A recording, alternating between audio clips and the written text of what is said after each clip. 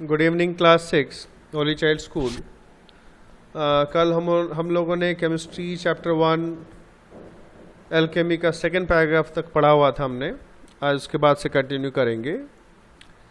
The physical aspect of alchemy was the experimental study of the transformation of base metals into silver और gold. तो physical aspect मतलब जो हम देख सकते हैं, भाई देख सकते हैं, सामने दिख रहा है हमको। तो एल्केमी का जो ये चीज़ जो था, जो सामने देख सकते हैं, समझ सकते हैं, वो किसके ऊपर बेस था भाई? क्या देखकर करते थे वो? जो बेस मेटल्स थे, मेन कुछ मेटल्स थे जैसे सिल्वर और गोल्ड, उस टाइम बहुत पुराने ज़माने से चल रहा है ये, तो इनको लेकर वो लोग काम करते थे ज़्यादा। Alchemy aimed at finding philosopher's stone which was considered a mythical and magical substance. तो ये जो है, ये लोग जो काम करते थे एल्केमिस्ट जिनको, तो ये फिलोसोफर स्टोन एक तरीके का पत्थर है जिसको माइथिकल में पौराणिक, जिसमें कुछ जादुई शक्ति है, मैजिकल सब्सटेंस कुछ जादुई चीज़, ऐसा वो लोग समझ के उस पत्थर को हमेशा खोजते थे। It was believe that this substance would turn into gold on heating with the base of iron and copper. तो ऐसा माना जाता था कि भाई ये इसको अगर हम लोहे या कॉपर यानी तांबा जो है उसके साथ अगर इसको हम हीट करेंगे तो ये गोल्ड बन जाएगा। Gold was considered to be the purest form of matter and the perfect metal, as it was magical substance, as it was believed to be associated with health, wealth and immortality. तो उस वक्त में भाई सोने को सबसे pure form of matter यानी कोई पदार्थ का सबसे प्योर फॉर्म माना जाता था, उसको परफेक्ट मेटल माना जाता था, क्योंकि ऐसा मानते थे कि वो हेल्थ, हमारे स्वास्थ्य से, धन संपत्ति से, और इमॉर्टैलिटी यानी अमर, अजर अमर जिसको बोलते हैं, जिसके बाद ज़्यादा संपत्ति रहेगा, धन रहेगा, वो भाई हमेशा उसको याद करेंगे, अमर रहेगा वो, ऐसा मानते थे। The attempts by alchemist to find the magical substance were not successful, but due to this they performed various experiments with different metals and developed the process for extraction of metals and alloys to an extent. तो भाई उनको ये magical substance तो नहीं मिला, लेकिन ये करते करते जो बहुत तरीके के एक्सपेरिमेंट करे उन्होंने, उससे उन्होंने मेटल्स को एक्सट्रैक्ट करना, यानी जो पत्थरों के अंदर मेटल जो मिक्स हुए रहते हैं उनसे उन्होंने अलग अलग मेटल निकालना, और अलॉयज यानी अलॉयज बोलते हैं जब दो या दो से ज़्यादा मेटल एक आपस में मिले हुए रहते हैं, उनको अलॉय बोलते हैं। तो उनको अलग करने का विद्या जो है उन्होंने काफ़ी हद तक सीख लिया था। By the late 18th century the field of chemistry had completely separated from traditional alchemy. तो 1800 सेंचुरी यानी 1700 की लाइन में, 1701 1720, जो अभी तो 2000 की लाइन में चल रहा है, तो 1700 की लाइन में जो था उसको 18th सेंचुरी बोलते हैं। तब काफ़ी कुछ बदल गया था, जो पहले जैसा होता था उसके बाद अभी जो है बदल गया था काफ़ी कुछ। Still we can say that alchemy played a vital role in the development of modern chemistry. फिर भी हम बोल सकते हैं कि एल्केमी इस चीज़ से काफ़ी हमारा केमिस्ट्री में इसका योगदान रहा है, काम हुआ है। Major concerns that form a part of modern science, such as experimentation based on the scientific method, search of new elements and compounds, and their applications in developing medicines to help mankind, were first addressed by the alchemist. तो ये सारी जो चीज़ें हैं, element खोजना, compound खोजना, कैसे उसका एप्लीकेशन यानी इस्तेमाल, कैसे दवाइयाँ बनाना उनसे, ये सब लेकिन एल्केमिस्ट द्वारा ही ज़्यादातर बताया गया था। एक ये नॉलेज बार है कुछ। The iron pillar near Qutub Minar in Delhi is 7 meters high. ये आपको दिख रहा है 7 मीटर ऊंचा है ये लोहे का pillar. And it's notable for the rust resistant composition of metals that had been used in its construction. तो ये जो लोहे का जो ये बना हुआ है भाई पिलर, ये मशहूर है, इसका जो लोहा है ये रस्ट रेजिस्टेंट है, जंग नहीं लगता है इसमें। The pillar is made up of wrought iron that has not deteriorated due to rusting. तो रॉट आयरन होता कच्चा आयरन, लोहा जो अभी तक कुछ भी नहीं हुआ है, जंग भी नहीं लगा है, कुछ नहीं हुआ है। The corrosion resistance is due to the presence of an even layer of crystalline iron hydrogen phosphate that forms high phosphorus content iron which protects the iron pillar from the effects of Delhi's climatic conditions. तो main कारण उसका ये है भाई कि इसमें crystalline iron है जो कि हाइड्रोजन फॉस्फेट से बना हुआ है, दाने दाने ऐसे इसमें है जो ऊपर पूरा लेयर बना हुआ है जिसकी वजह से दिल्ली का जो क्लाइमेट है, वेदर है, उसकी वजह से उसको कुछ नहीं होता है। अब कुछ बहुत नामी केमिस्ट के बारे में हम पढ़ेंगे जिनका बहुत नाम है। ना chemist was scientist engage in chemical research और एक्सपेरिमेंट्स। तो केमिस्ट किनको बोलते हैं? जो वैज्ञानिक हैं जो केमिकल रिसर्च और एक्सपेरिमेंट करते थे। तो पहले आगे में Antoine Lavoisier, Antoine Lawrence D Lavoisier, also Antoine Lavoisier short में बोलते हैं, is considered the father of modern chemistry. इनको आधुनिक जगत के केमिस्ट्री के पिता माना जाता है, उनको फादर बोलते हैं। जैसे आपने कंप्यूटर में पढ़ा होगा, फादर ऑफ कंप्यूटर किसको बोलते हैं? Charles Babbage. Lavoisier is credited for discovering the role of oxygen in combustion. तो पहली बात है, इन्होंने भाई आविष्कार किया था कि ऑक्सीजन का बड़ा योगदान रहता है कंबशन यानी जलने में। He also gave the law of conservation of mass that states that mass is neither created not destroyed in a chemical reaction.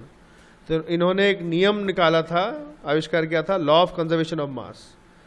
यानी कभी भी कुछ भी जब भी कुछ होता है केमिकल रिएक्शन में, तो मास डिस्ट्रॉय भी नहीं होता, कुछ नया बनता भी नहीं। जैसे कि भाई समझ लो आप नींबू पानी बना रहे हो, तो नींबू, चीनी, नमक और पानी सब मिलके आपका, समझ लो नींबू का रस जो है उसका मास किसको बोलते हैं भाई? हमको मालूम है हर चीज़ छोटे छोटे पार्टिकल एटम से बना हुआ रहता है, एटम मिलके मॉलिक्यूल बनते हैं।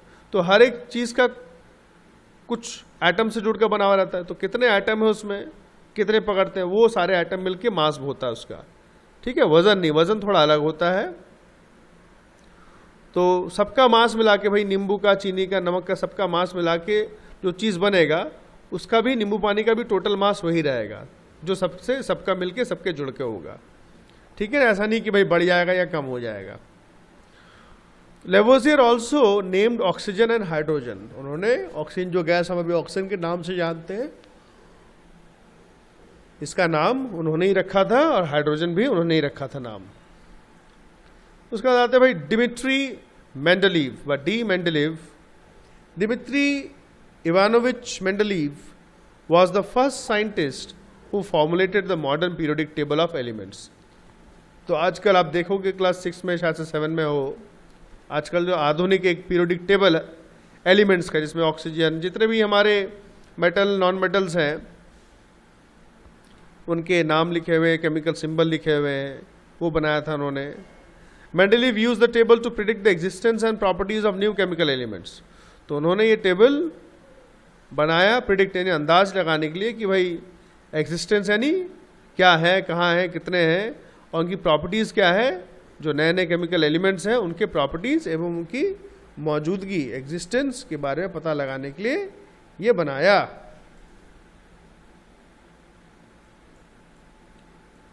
John Dalton is credited for proposing the modern atomic theory. अभी का जो हमारा एटॉमिक थ्योरी, एटम्स के विषय में जो जानकारी है, उन्होंने ही ज़्यादातर बताया है। He also gave the law of multiple proportions and the law of partial pressures. इनके बारे में बाद में पढ़ोगे आप, तो ये दो नियम भी उन्होंने बताया। ये कुछ साइंटिस्ट के बारे में है, J Thomson, Ernest Rutherford, Niels Bohr, इनके बारे में ज़रूर पढ़ लेना आप। ये साइंटिस्ट के नाम हैं कि इन्होंने क्या डिस्कवरी, आविष्कार, क्या चीज़ किया था, ये दिया हुआ है, इसको ज़रूर पढ़ लेना आपको।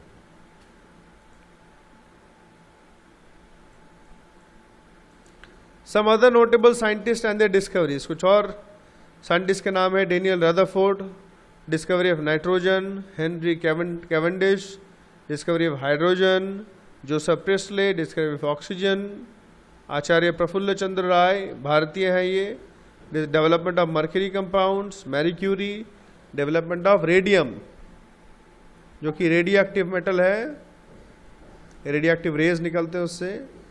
कुछ और केमिस्ट या साइंटिस्ट के नाम हैं, पीसे रे, सारे इंडियंस हैं। Founded India's first pharmaceutical company, दवाई की जो कंपनी इन्होंने बनाई थी पहली। SN. Bose provided foundation for Bose Einstein statistics and the theory of Bose Einstein condensate.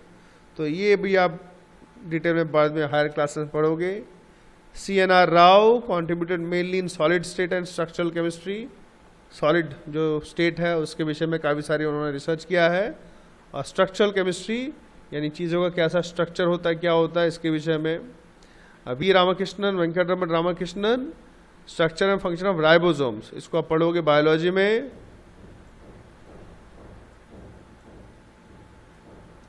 फिर इन द ब्लैंक्स देखते हैं, science is the knowledge attain through study और प्रैक्टिस।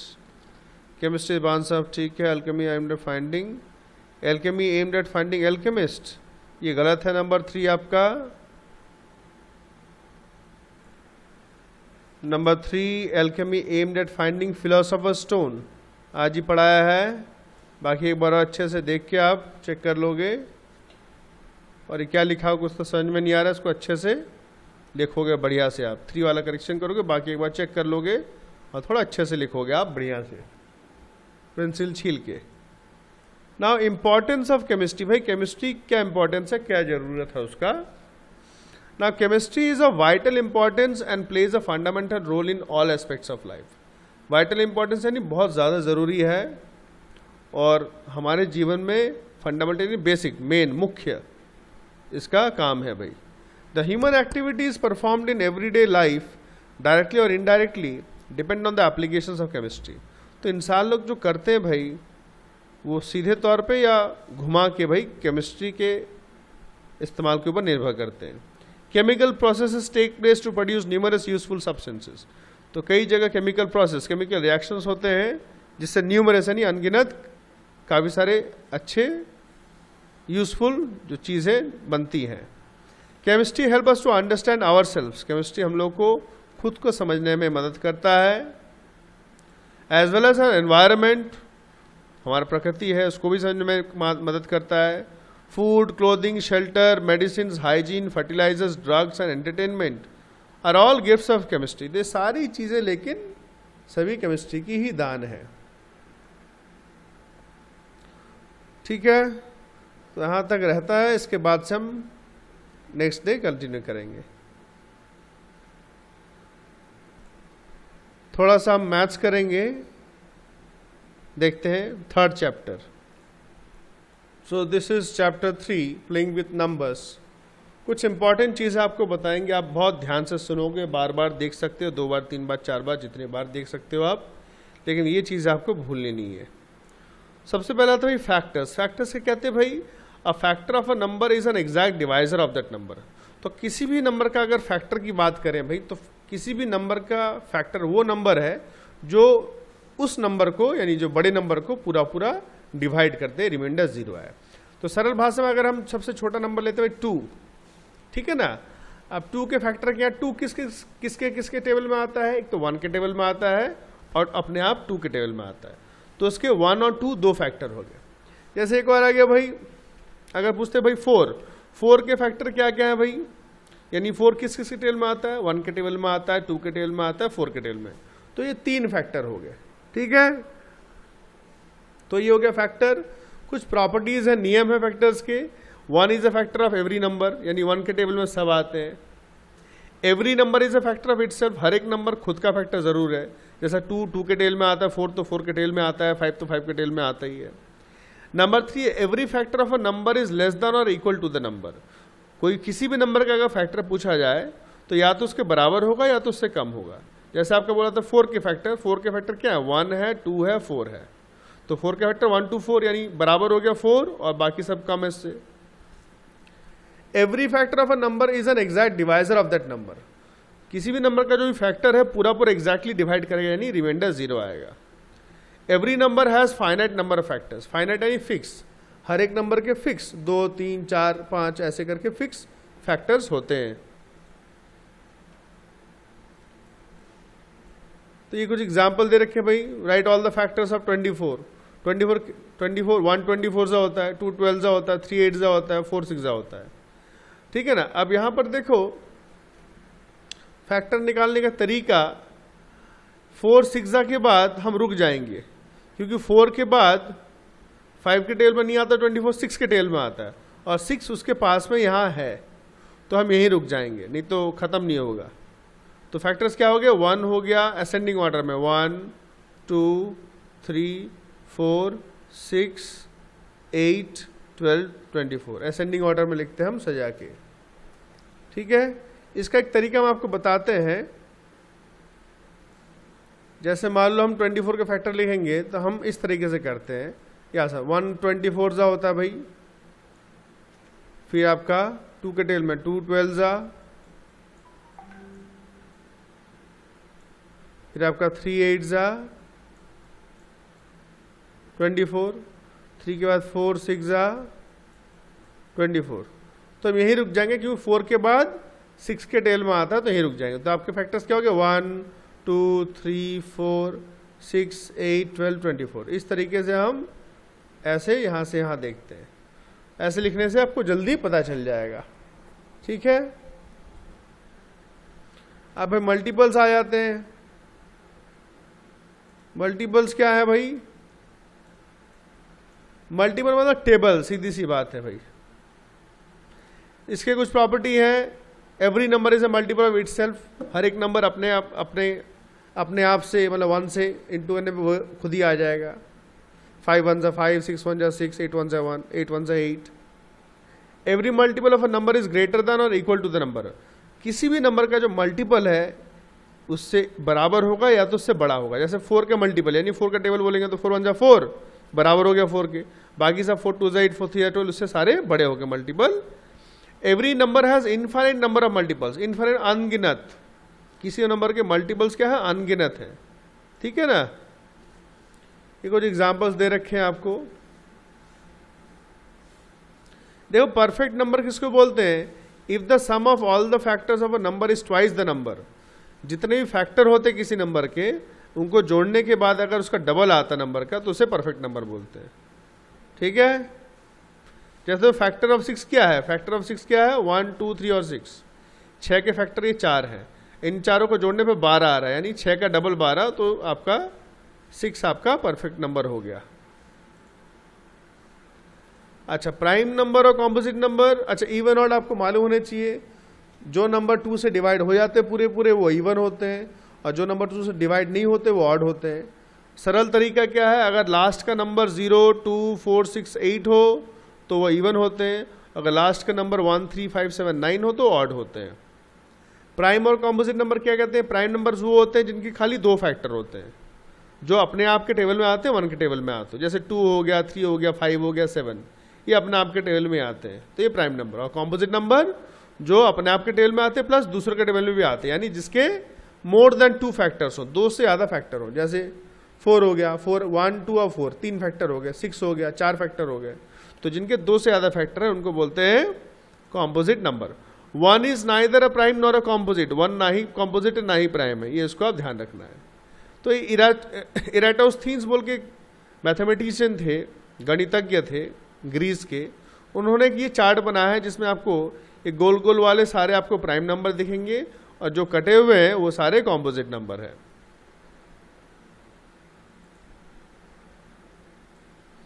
तो एग्जाम्पल्स की सहायता से आज आप 1 से 5 तक करके हमको भेजोगे। एक्सरसाइज 3.1 क्वेश्चन नंबर 1 से 5 तक आप करके भेजोगे। समझ के हम पूछेंगे आपसे कैसे क्या हुआ है। Thank you very much.